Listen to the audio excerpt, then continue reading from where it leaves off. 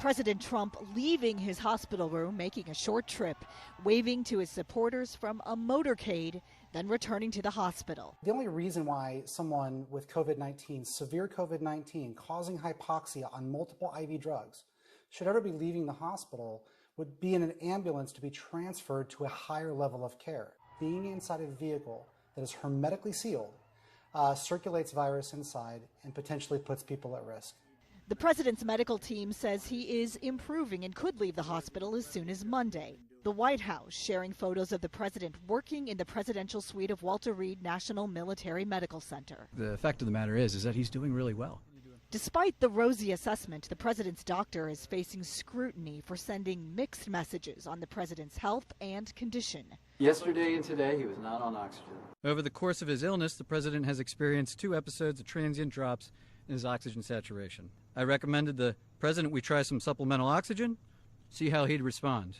The White House pushing back against allegations of mixed messaging from Dr. Conley. You have our commitment. We're going to continue to be transparent and give you all the facts. It's been a very interesting journey. I learned a lot about COVID. I learned it by really going to school. This is the real school. This isn't the let's read the book school. And I get it. At the Walter Reed Military Medical Center in Bethesda, Maryland, I'm Emily Schmidt reporting. President Donald Trump's doctor painting a rosy picture Sunday. The fact of the matter is that he's doing really well. An image the administration sought to underscore with photos of the president at work in his offices at the Walter Reed National Military Medical Center. I'm about to make a little surprise visit. And in person, as the president took a surprise motorcade to wave at supporters gathered outside the hospital. And he wanted to, as a sign of gratitude, show folks that he's still fighting for them.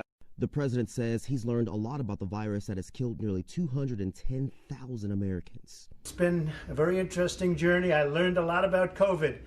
I learned it by really going to school. This is the real school. This isn't the let's read the book school. And I get it. But some medical experts are expressing concern over whether the president is taking his condition seriously. The only reason why someone with COVID-19, severe COVID-19, causing hypoxia on multiple IV drugs, should ever be leaving the hospital would be in an ambulance to be transferred to a higher level of care. Critics are blasting the administration for a lack of transparency over the president's illness and asking if he put others at risk. Did he knowingly go off to meet with supporters, knowing that he might be infectious because he'd been in contact with others who had been? I think there are so many unanswered questions. Yet despite those unanswered questions and mixed messages from the medical briefings, the president's physicians say he could be discharged as early as today. At Walter Reed Medical Center in Bethesda, Maryland, I'm Daryl Forges. I want to begin by thanking all of the incredible medical professionals, the doctors, the nurses, everybody at Walter Reed Medical Center. I think it's the finest in the world for the incredible job they've been doing. I came here, wasn't feeling so well. I feel much better now. We're working hard to get me all the way back. I have to be back because we still have to make America great again. We've done an awfully good job of that, but we still have steps to go, and we have to finish that job. And I'll be back. I think I'll be back soon.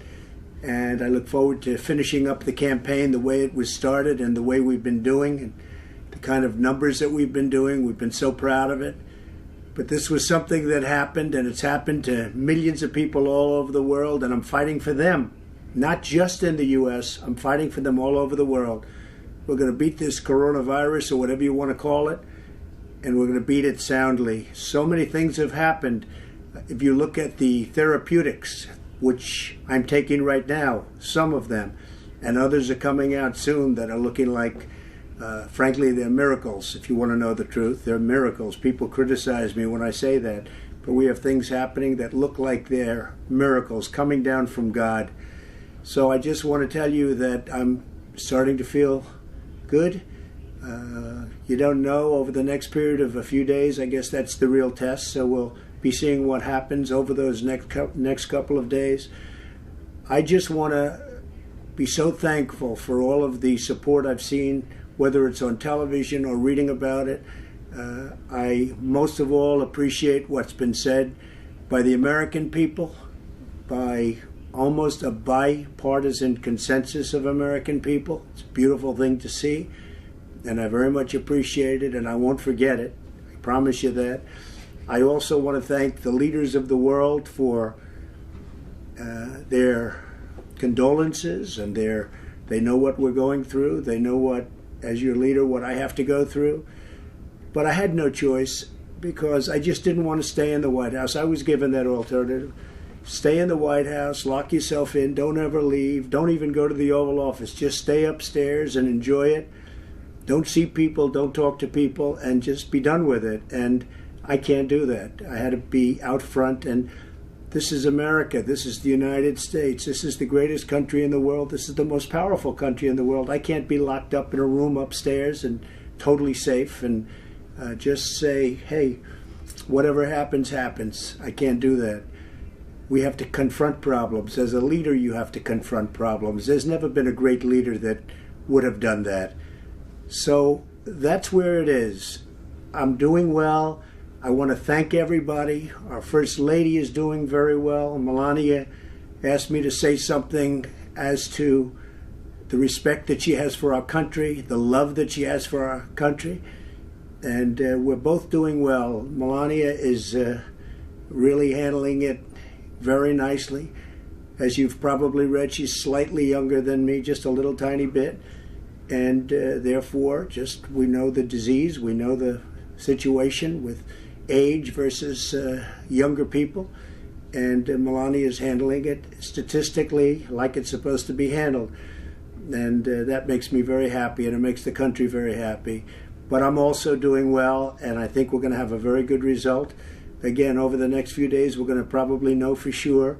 So I just want to thank everybody out there, everybody, all over the world, specifically the United States. The outpouring of love has been incredible. I will never forget. Thank you very much. Mixed messages. The president's medical team says he's improving and could leave the hospital as soon as Monday. The fact of the matter is that he's doing really well. But despite that rosy assessment, Dr. Conley revealed Trump's oxygen levels have dropped twice during his illness, and that on top of a 5-day course of treatment of the antiviral drug remdesivir. The president is now also being treated with a steroid drug called dexamethasone. Sunday's briefing leaving significant questions about Trump's condition unanswered. Any damage to the lungs? Yeah, so we're tracking all of that. There's some expected findings, but nothing of any major clinical concern. He would have said they were normal scans. So clearly they are abnormal, but he's not telling us what they showed. On Sunday, Dr. Conley did admit he had left out those drops in oxygen levels. I was trying to reflect the upbeat attitude that the team, the president, that his course of illness has had. President Trump has been working from the hospital, tweeting videos and updates, thanking the supporters who have gathered outside Walter Reed Hospital. On Sunday, National Security Advisor Robert O'Brien said he would brief the president. Days 7 and 8, are the critical days. So I think the doctors want to make sure that they're there for the president and that he's getting the best treatment, but he's doing well. I'm Emily Schmidt reporting.